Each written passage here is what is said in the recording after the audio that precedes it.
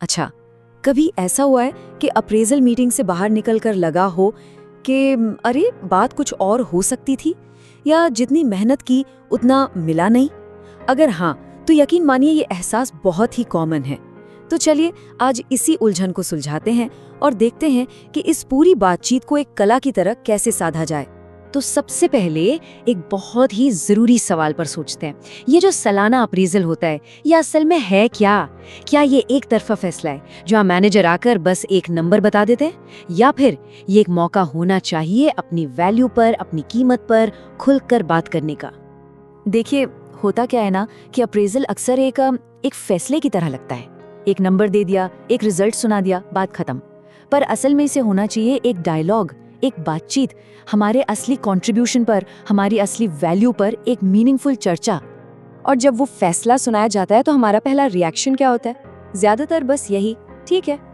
ये एक तरह का ऑटोमेटिक रिस्पॉन्स है ना, जो शायद डर से या बस क्या बोलें इस उलझन से निकलता है। पर ये जो ठीक है ना, यही वो पल है जहां हम अपनी असल कीमत से समझौता कर बैठते हैं। ये अप्रेजल को देखने का कह सकते हैं एक पुराना तरीका है। मतलब ये एक तरफा फैसला है आपके पिछले काम पर, और जब कोई चीज फैसला बन जाती है ना, तो बातचीत के सारे दरवाजे बंद हो जाते हैं। और नतीजा, हम अक्सर खुद को बेबस महसूस करते हैं, जैसे हमारे हाथ में कुछ है ही नहीं। लेकिन क्या हो अगर हम इस पूरी सोच को ही बदल दें?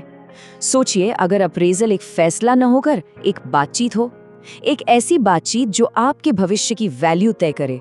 और ये बातचीत हवा में नहीं होगी, इसकी बुनियाद होगी आपका काम, आपका योगदान और मार्केट में आपकी असल कीमत क्या है।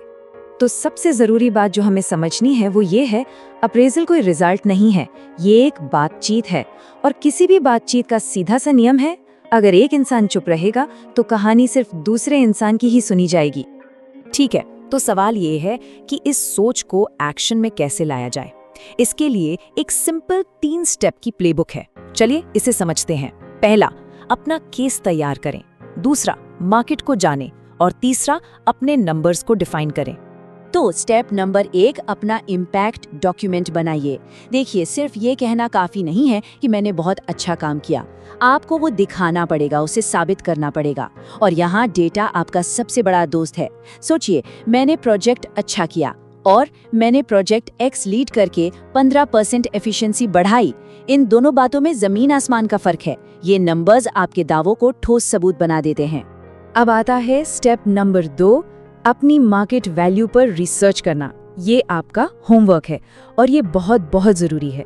आपको पता होना चाहिए कि आपके जैसे रोल, आपके जैसे एक्सपीरियंस के लिए मार्केट में क्या सैलरी चल रही है। यही जानकारी आपको वो कॉन्फिडेंस देगी जिससे आप मजबूती से अपनी बात रख पाएंगे। और आखिरी स्टेप नंबर 3, अपने 3 नंबर्स तय करना। पहला है आपका आइडियल नंबर। ये वो नंबर है जो आप मांगेंगे, आपका सबसे अच्छा सिनेरियो। दूसरा है एक्सेप्टेबल। ये वो रियलिस्टिक नंबर है जिस पर आप खुशी खुशी मान जाएंगे। और तीसरा, सबसे ज़रूरी, वॉक अवे नंबर। ये आपकी बॉटम लाइन है, इसके नीचे कोई समझौता नहीं। ये 3 नंबर्स आपको बातचीत के दौरान फोकस्ड और कंट्रोल में रखते हैं। तो मान लीजिए आपको कोई ऐसा नंबर दिया गया जो उम्मीद से बहुत कम है, तो चुप रहने के बजाय क्या कहना है, ये लाइन ट्राई कीजिए। क्या हम इस पर मेरे योगदान और इस रोल की मार्केट रेंज के आधार पर चर्चा कर सकते हैं? पता है ये लाइन इतनी पावरफुल क्यों है? क्योंकि ये कोई डिमांड नहीं है, ये एक सवाल है। ये टकराव नहीं बल्कि बातचीत का दरवाजा खोलता है। अक्सर लोग नेगोशिएट करने से इसलिए कतराते हैं क्योंकि उन्हें डर लगता है कि कहीं वो अग्रेसिव ना लगे या ज्यादा मांगने वाले ना लगे। पर हमें इस डर से बाहर निकलना होगा। अपनी वैल्यू के लिए बात करना अग्रेसिव होना नहीं है, ये प्रोफेशनल सेल्फ रिस्पेक्ट है। और यहीं पर एक और बहुत बड़ी गलतफहमी है।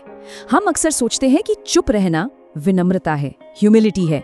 लेकिन जब बात अप्रेजल की हो तो चुप रहना विनम्रता नहीं होती, बल्कि ये अपने ही काम, अपने ही योगदान की कीमत को कम करना है। सोचिए, जब हम अपने लिए नहीं बोलते तो हम सामने वाले को अनजाने में ये सिग्नल दे रहे होते हैं कि शायद हमें खुद अपनी वैल्यू पर पूरा यकीन नहीं है।